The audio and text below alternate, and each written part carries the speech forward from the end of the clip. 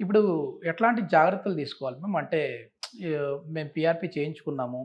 First sitting తర్వాత ఎట్లాంటి జాగ్రత్తలు? లేదు అంటే మాకు 4 సిట్టింగ్స్ అన్నారు. 4 అయిపోయాయి. దాని తర్వాత మళ్ళీ రాకుండా ఈ పెయిన్స్ ఉండాలంటే ఏం చెప్తారు మీరు? First of all exercises. Oh! నా టీమ్ ఎక్సర్సైజ్ చెప్తారు కదా, ఇది చాలా ఇంపార్టెంట్ ఉంది. బికాస్ హ్మ్. పీఆర్పీలో హీలింగ్ అవుతుంది, యెస్. కానీ స్ట్రెంథనింగ్ ఎక్సర్సైజ్ వల్లనే స్టార్ట్ అవుతుంది. Okay. Second point is unnecessary పని అవాయిడ్ చేయాలి. ఫర్ ఎగ్జాంపుల్ మీరు కంటిన్యూస్గా ఇంట్లోనే వాకింగ్ చేస్తున్నారా అవసరం లేకపోతే కూడా, సో ఇది కష్టం. సో ఇది ఓకే. అవాయిడ్ చేయండి. థర్డ్ పాయింట్ ఈజ్ కంటిన్యూస్గా కూర్చోవద్దు, కంటిన్యూస్గా వాకింగ్ వద్దు. ఓకే. ఎక్కువ డ్రైవింగ్ ఉంటే, like I said means 50-60 kilometres ప్రతిరోజు డ్రైవింగ్ ఉంటే కొంచెం తక్కువ చేయండి. ఓకే.